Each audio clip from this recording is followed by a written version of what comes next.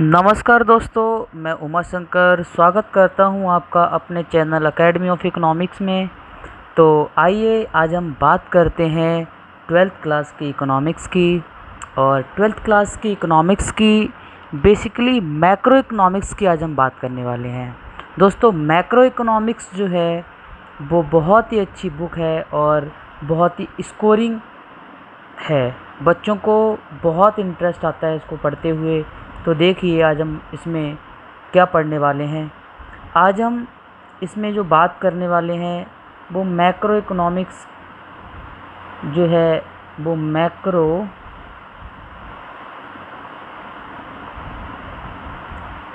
Economics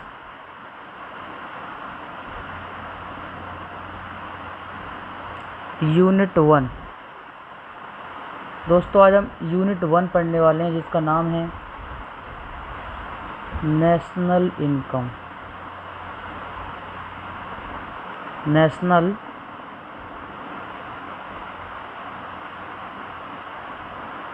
income. दोस्तों, national income जो है हमने इसको बेसिकली 2 पार्ट में डिवाइड करा हुआ है। मैं अपने पॉइंट ऑफ व्यू से इसको पढ़ाता हूँ और बच्चों के बहुत स्कोरिंग मार्क्स आते हैं।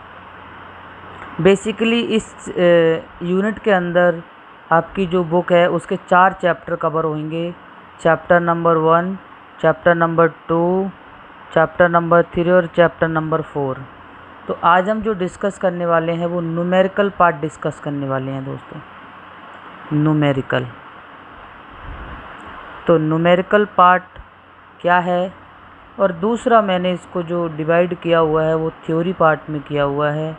मतलब मैंने अपनी तरफ से इसके 2 पार्ट बना दिए हैं। एक वो पार्ट जिसमें हम सिर्फ़ और सिर्फ थ्योरी पढ़ने वाले हैं, और दूसरा हम वो जिसमें न्यूमेरिकल पढ़ने वाले हैं।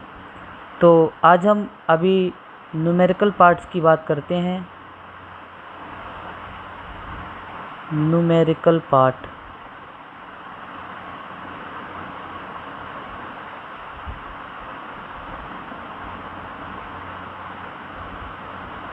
न्यूमेरिकल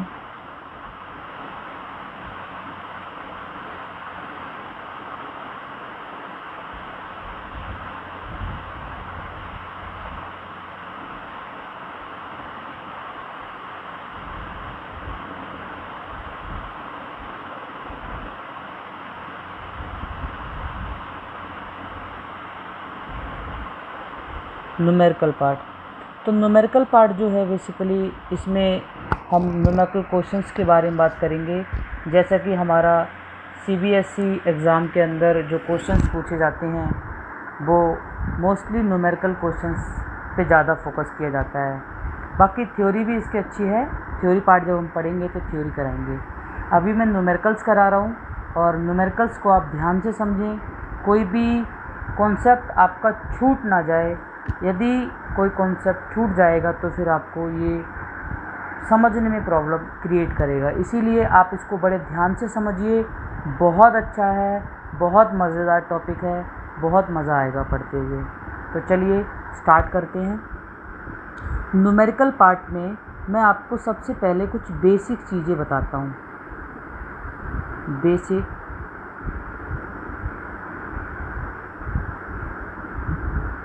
कॉन्सेप्ट्स, या आप इसे इंफॉर्मेशन कह सकते हो। Information about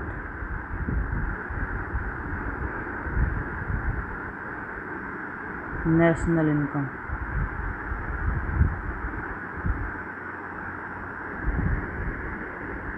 national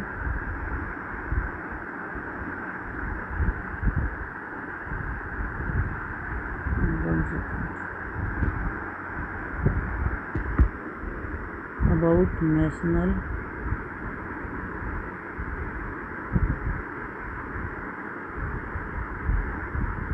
income.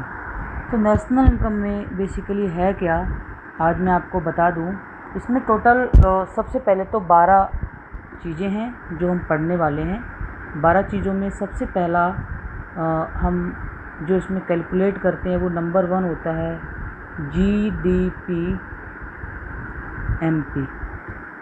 ऐसे ही नंबर 2 जो है GDP FC, number 3 NDP MP, number 4 NDP FC। ऐसे ही number 5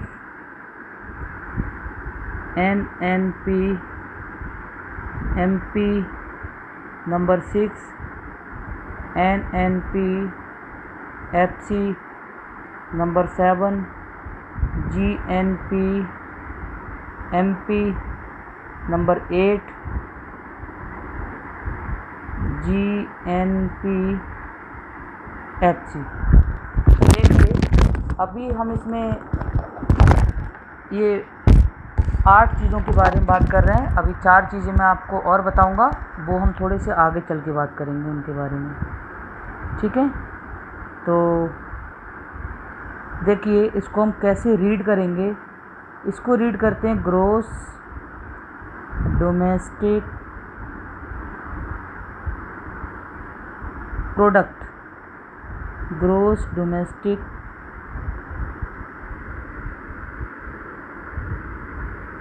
product at market price. अगला ऐसे ही gross domestic product at factor cost, ऐसे ही net domestic product at market price. इन सारी चीज़ों की मैं आपको वन बाय फुल फॉर्म लिखवा देता हूँ, या इनके जो शॉर्टकट कीवर्ड्स हैं उनको आप पढ़ना सीख जाओगे, ठीक है। मैं अभी आपको बताता हूँ इसके बारे में। ये जो इन्फॉर्मेशंस हैं ये आप अपने घर से इसको कर लेना एक बार, और अभी अगले पेज पे आपको कुछ चीज़ें मिलेंगी और वहाँ से फिल कर लेना। जैसे कि मैं आपको बता देता हूँ, जी जो होता है जी का मतलब होता है ग्रॉस, जिसको हिंदी में शकल कहते हैं।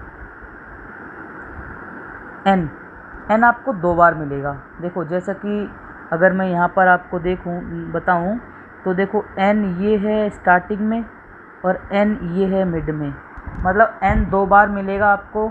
एक तो स्टार्टिंग में है उसको N1 बोल सकते हो आप, एक मिड में है उसको आप N2 बोल सकते हो। तो N1 वाला जो होता है वो हमेशा नेट होता है, और नेट को हिंदी में आप निवल कहते हो, ठीक है। निवल या शुद्ध कह सकते हो। इसके बाद N2 जो होता है,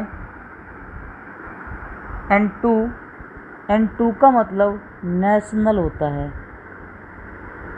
नेशनल को हम राष्ट्रीय कहते हैं,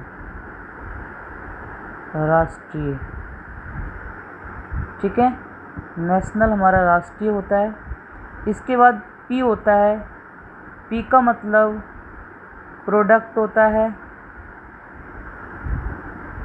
इसे हम इनकम भी कह देते हैं, और ये आपका आउटपुट भी होता है, ठीक है। जैसे उत्पाद, आय, उत्पादन या उत्पादीय, कुछ भी मतलब इसे कह सकते हैं। P का मतलब ये होता है। नॉर्मली P प्रोडक्ट के लिए यूज़ होती है, वैसे इसका मतलब इनकम भी होता है, ठीक है। इसके बाद हम इसमें बात करेंगे अगला हमारा, हमने 2 बातें और देखी थी। एक तो MP देखा था। MP का मतलब होता है मार्केट प्राइस, मार्केट प्राइस। इसको हम कहते हैं बाज़ार कीमत, इसको हम कहते हैं बाज़ार कीमत। अगला यहाँ पर FC है। FC का मतलब होता है फैक्टर कॉस्ट। अब फैक्टर कॉस्ट क्या होता है, इसको हम बोलते हैं कारक लागत, या हम इसे साधन लागत भी कहते हैं, साधन लागत।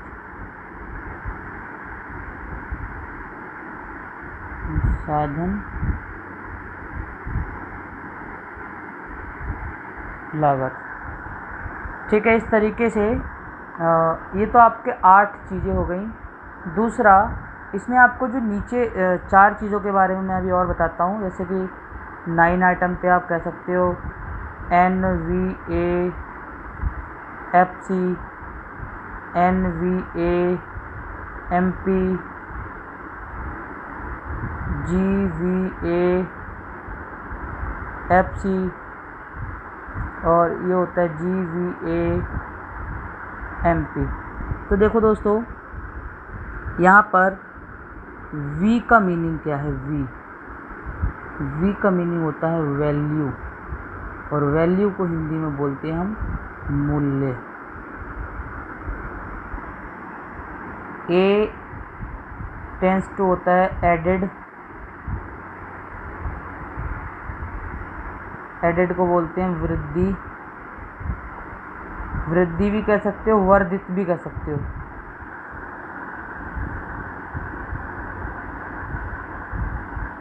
वर्धित। इसके बाद है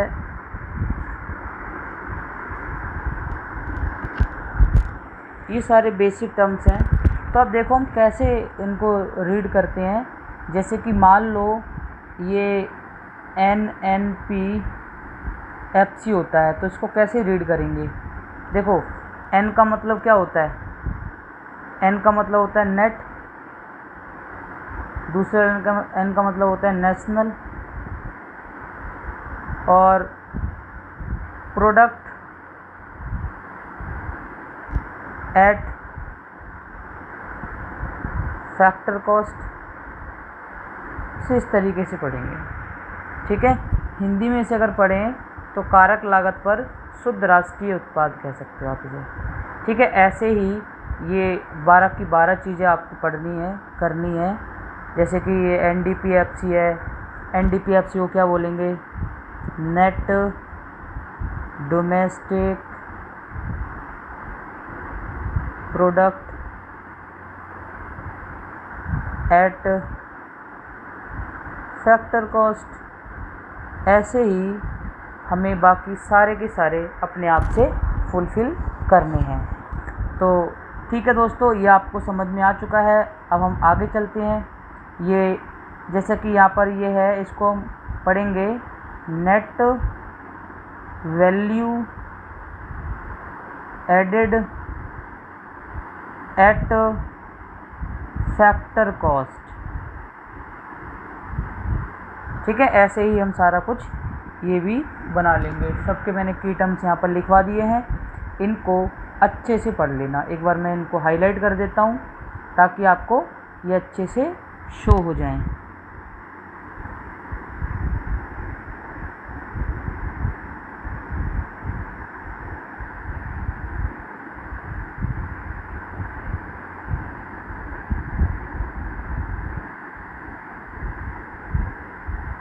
ओके, तो ऐसे ही अब हम आगे चलते हैं। अब हमें ये जानना है कि देखो हम कन्वर्ट कैसे करें, कन्वर्जन सीखेंगे हम। कन्वर्जन जो है उसको कन्वर्जन पीरियड बोलते हैं हम। तो कन्वर्जन कैसे सीखते हैं, कैसे क्या करते हैं, उसमें एक बार वो भी देख लेते हैं। और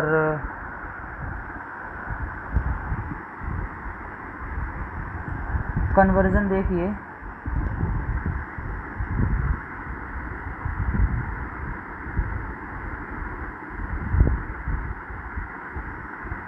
कन्वर्जन। अब कन्वर्जन में हम क्या करेंगे? जैसे कि GDP MP है तो इससे NNPFC कैसे बनेगा, या फिर GNPFC है तो इससे GDP-MP कैसे बनेगा। हम कैसे इंटरचेंज करेंगे दोनों को, आपस में एक दूसरे को कैसे एक्सचेंज करते हैं, इस एक्सचेंज के बारे में सीखेंगे पहले हम। ठीक है, तो अभी हम बात करते हैं। सबसे पहले देखो, इसको 3 पार्ट में सिखाऊंगा मैं आपको। 3 पार्ट में जैसे कि अभी मैं थोड़ा सा और बता देता हूँ आपको। मान लो NGVA MP है तो इससे NVA FC कैसे निकलता है, या फिर GDP FC है तो इससे GNP FC कैसे निकलता है। मतलब ये सारी चीज़ें हम इसमें सीखेंगे, ठीक है। ऐसे ही मैं इसको 3 पार्ट में कराऊंगा। नंबर 1, नंबर 2 और नंबर 3, ठीक है। तो सभी स्टूडेंट्स को बड़े ध्यान से करना है। ये सबसे मेन टॉपिक है नेशनलिज्म का। यदि ये टॉपिक आप लोगों को अच्छे से समझ में आएगा तो सारे के सारे टॉपिक आप अच्छे से कर पाओगे। ओके, चलिए देखते हैं। देखो, मैं अपनी पहचान के लिए इसे वैसे ही लिख लेता हूँ जैसे कि मैंने यहाँ लिख दिया शुरू में। मान लो मैंने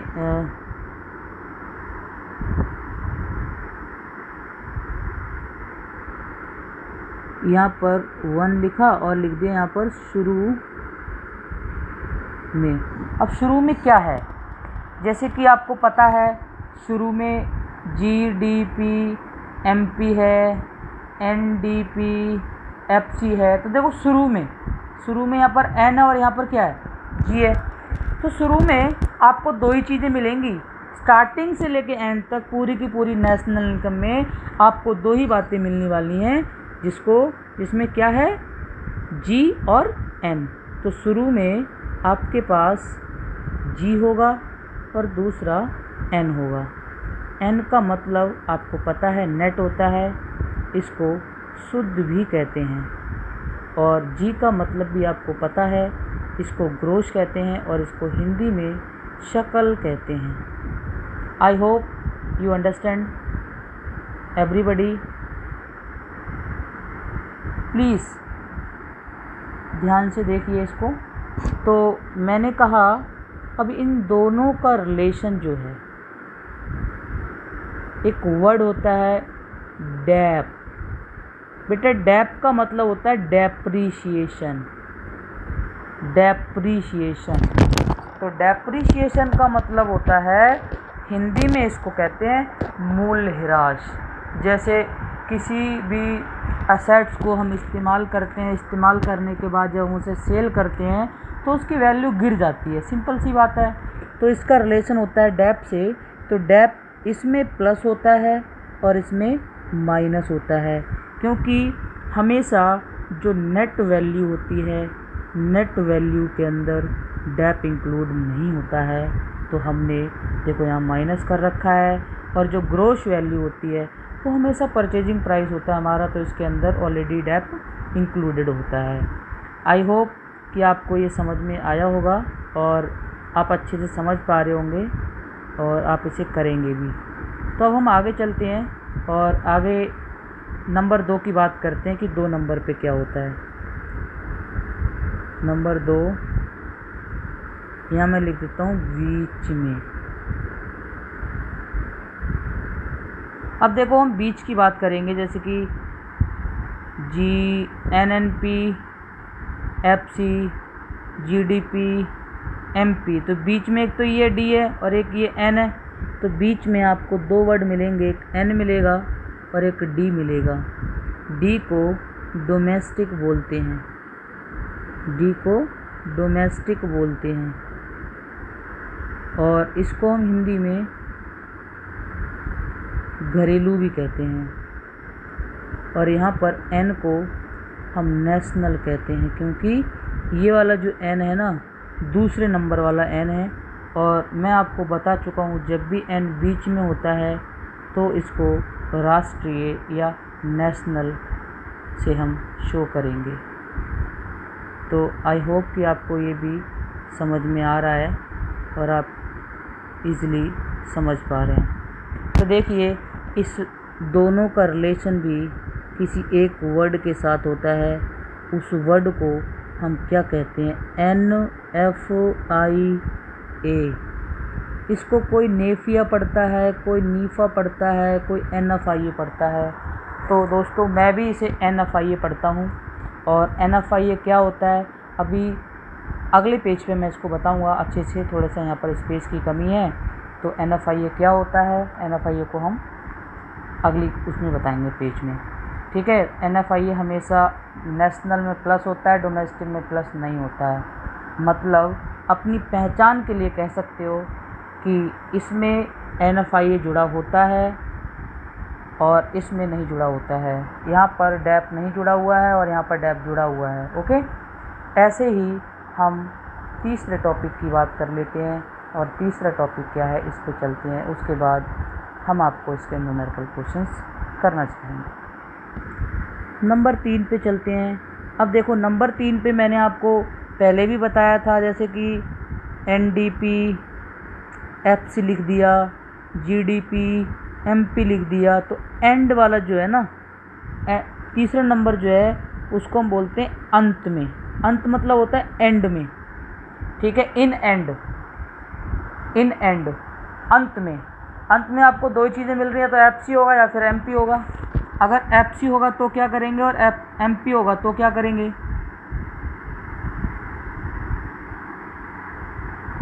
FC होगा तो क्या करेंगे और MP होगा तो क्या करेंगे। तो देखिए हम क्या करते हैं, जैसे यहाँ पर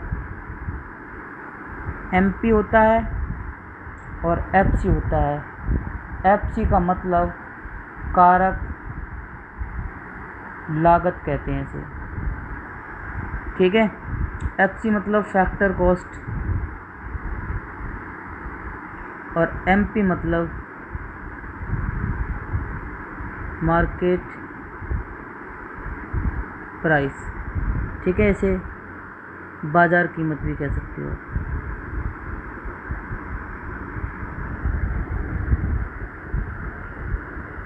बाजार कीमत। अब इन दोनों का रिलेशन किसके साथ होता है, इन दोनों का रिलेशन भी जो है वो किसी न किसी के साथ होगा। तो इसका जो रिलेशन मिलेगा आपको वो NIT के साथ मिलता है।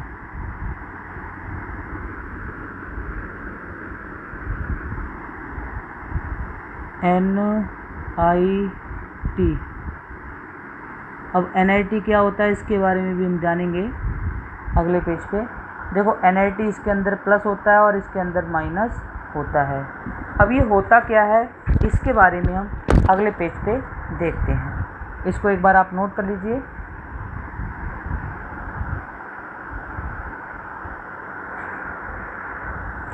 देखिए सबसे पहले हम NFIA की बात करते हैं। NFIA, N का मतलब होता है नेट, F का मतलब होता है factor income from abroad. Net factor income from abroad, इसे हिंदी में कहते हैं विदेशों से प्राप्त कारक आय, ठीक है। विदेशों से प्राप्त कारक आय। अब ये होता क्या है, ठीक है। जैसे कि आपको पता है, मान लो ये इंडिया है, ये इंडिया है और ये फॉरेन है, ठीक है। ये फॉरेन कंट्री है। मान लो यहाँ से कुछ लोग हैं वो फॉरेन इंडिया आते हैं, तो इंडिया कंट्री ने क्या करती है, इंडिया कंट्री फॉरेन कंट्री को जो देगी उसको बोलते हैं फैक्टर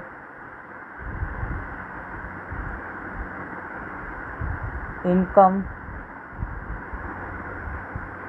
टू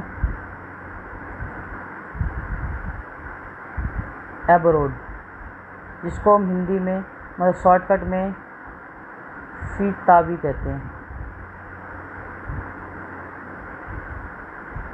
ठीक है। कुछ इंडियन पीपल भी यहाँ पर भारत मतलब फॉरेन में जाते हैं, तो फॉरेन कंट्री भी कुछ देती होगी इंडिया को। जो फॉरेन कंट्री पे करती है उसको बोलते हैं हम फैक्टर इनकम फ्रॉम अब्रोड। इसको हम वैसे शॉर्टकट में फीफा कहते हैं, फैक्टर इनकम फ्रॉम एब्रोड। ठीक है,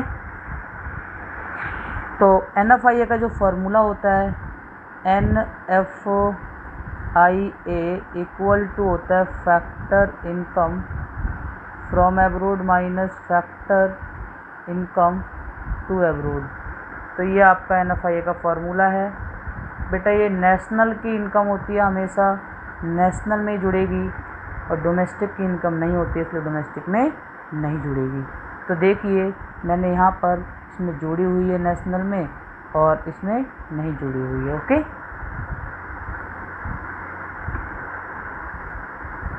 इसके बाद है NIT। NIT का मतलब होता है नेट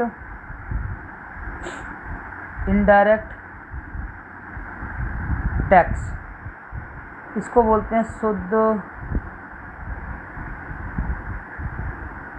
अप्रत्यक्ष कर। ठीक है, अब ये NIT होता क्या है? NIT डिफरेंस होता है किसका? इनडायरेक्ट टैक्स माइनस सब्सिडी का। ठीक है, तो देखिए ये हमेशा मार्केट प्राइस के अंदर टैक्स जुड़ा रहता है। कोई भी चीज़ MRP पे लेते हैं तो टैक्स प्लस होते हैं उसके अंदर, कोई भी चीज़ फैक्टर कॉस्ट पे लेते हैं तो टैक्स प्लस नहीं होते हैं। तो सिंपल सी बात है, इसके अंदर जो मैंने ये बताया था एंड में MP के अंदर टैक्स प्लस हुआ है और FC के अंदर नहीं हुआ है, तो वो इसीलिए करा गया है। ओके, आई होप कि आपको जो मैंने पढ़ाया सारा कुछ समझ में आया। ठीक है, अगली वीडियो में हम न्यूमेरिकल्स क्वेश्चन करना सीखेंगे। अभी के लिए थैंक यू।